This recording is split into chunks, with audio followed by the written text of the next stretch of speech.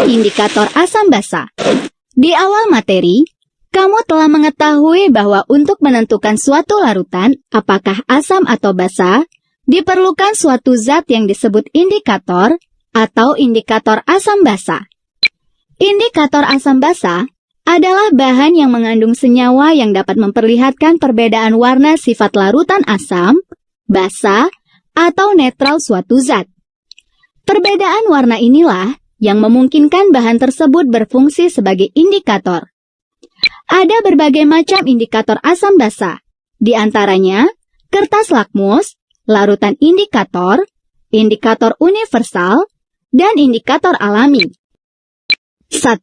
Kertas lakmus. Tipe kertas lakmus ada dua macam, yaitu kertas lakmus biru dan kertas lakmus merah. Lakmus biru adalah indikator untuk larutan asam. Seperti yang telah kamu ketahui sebelumnya, bahwa jika kertas lakmus biru dicelupkan ke dalam larutan yang bersifat asam, maka kertas lakmus tersebut akan berubah menjadi merah. Tetapi, jika dicelupkan pada larutan basa, kertas tidak berubah warna. Lakmus merah adalah indikator untuk larutan basa. Jika kertas lakmus merah dicelupkan ke dalam larutan yang bersifat basa, maka kertas lakmus tersebut akan berubah menjadi warna biru. Tetapi, jika dicelupkan pada larutan asam, maka kertas lakmus tidak berubah warna. Jika kedua jenis kertas lakmus dimasukkan ke dalam suatu larutan dan ternyata tidak ada yang berubah warnanya, maka larutan tersebut adalah suatu garam netral. Kelebihan dari penggunaan kertas lakmus antara lain dapat berubah warna dengan cepat saat bereaksi dengan asam maupun basa, mudah diserap oleh kertas sehingga digunakan dalam bentuk kertas lakmus, sukar bereaksi dengan oksigen dalam udara bebas sehingga dapat bertahan lama atau awet. 2. Larutan indikator. Ada beberapa macam larutan indikator. Contohnya, phenolphthalein atau PP. Larutan indikator phenolphthalein atau PP adalah indikator yang berwujud cairan yang bening atau tidak berwarna dan digunakan untuk larutan basa. Jika PP dimasukkan ke dalam suatu larutan basa, maka larutan tersebut akan berubah warna menjadi merah. Sedangkan, jika PP dimasukkan ke dalam suatu larutan asam, larutan tersebut tidak menghasilkan perubahan warna atau larutan tetap bening. Jika indikator bromtimol biru dimasukkan ke dalam larutan asam, warna larutan asam menjadi kuning. Sedangkan, jika dimasukkan ke dalam larutan basa, warna larutan basa tetap biru. Jika indikator metil orange dimasukkan ke dalam larutan asam menjadi merah.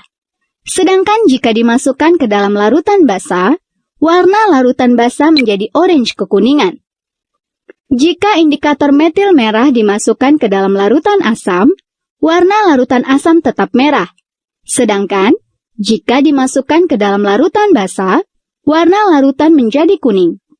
Jika indikator metil ungu dimasukkan ke dalam larutan asam, maka warna larutan menjadi kuning.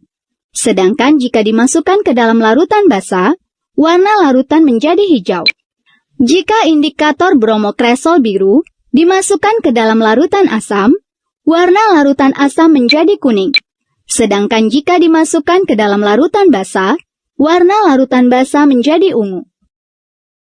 3. Indikator universal. Disebut indikator universal karena indikator ini dapat digunakan untuk larutan asam maupun basa. Indikator universal dapat berupa kertas ataupun larutan. Dalam indikator ini, terdapat suatu senyawa organik yang akan mengalami perubahan warna pada pH tertentu. Perubahan warna indikator universal berbeda-beda dari tingkat pH 1 sampai 14. Cara memakai indikator universal adalah dengan cara meneteskan kertas tersebut ke dalam larutan yang hendak kita ketahui pH-nya. Selanjutnya, warna yang diperoleh dibandingkan dengan warna skala standar yang ada dalam kertas indikator tersebut. Warna yang sama menunjukkan nilai pH dari larutan yang diuji. Untuk pH 1 sampai 4, terjadi rentang warna antara merah sampai orange. Untuk pH 4 sampai 7, terjadi rentang warna antara orange sampai kuning. Untuk pH 7 sampai 10, terjadi rentang warna antara kuning sampai hijau. Untuk pH 10 sampai 14, terjadi rentang warna antara hijau sampai biru gelap.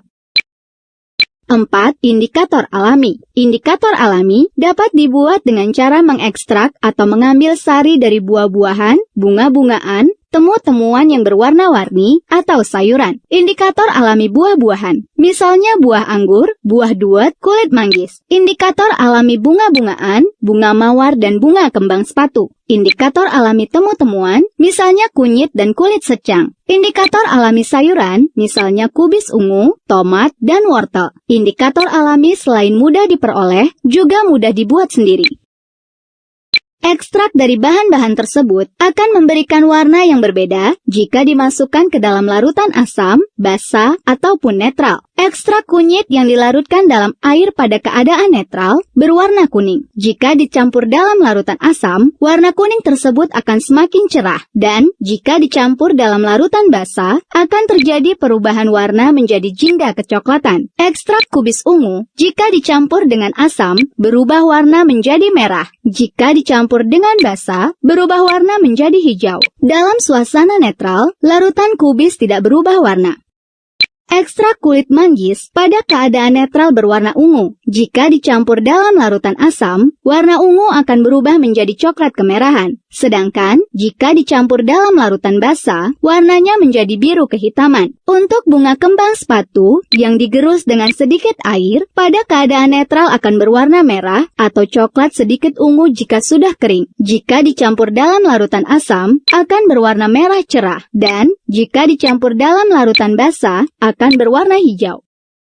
5. pH meter. pH merupakan ukuran atau derajat keasaman suatu larutan atau terhadap suatu zat padat. Seperti yang telah kamu ketahui, bahwa baik asam maupun basa, ada yang bersifat lemah dan ada pula yang bersifat kuat. Untuk mengukur derajat keasaman suatu larutan, digunakan pH meter. Berdasarkan hasil uji, pengukuran nilai pH dengan menggunakan pH meter lebih akurat dibandingkan dengan indikator universal. Alat ini mengukur konsentrasi ion H positif dalam larutan tersebut. Semakin tinggi konsentrasi larutan asam, maka nilai pH akan semakin kecil. Sebaliknya, jika larutan semakin bersifat basa, maka nilai pH akan semakin besar. Sehingga, pH dapat digunakan untuk mengidentifikasi suatu larutan yang bersifat asam, basa, ataupun netral. Nilai atau skala pH mempunyai interval mulai dari 0 sampai 14. Nilai 0 menunjukkan bahwa larutan bersifat asam kuat. Nilai 14 menunjukkan larutan bersifat basa kuat. Sedangkan nilai di tengahnya yaitu 7 menunjukkan bahwa larutan bersifat netral. Pembagian larutan berdasarkan nilai pH adalah sebagai berikut. A. Larutan asam. Larutan asam mempunyai nilai pH di bawah 7. Semakin kuat keasaman suatu larutan, nilai pH-nya semakin kecil. Sebaliknya, semakin lemah keasaman suatu larutan, pH-nya semakin mendekati angka 7. B. Larutan netral.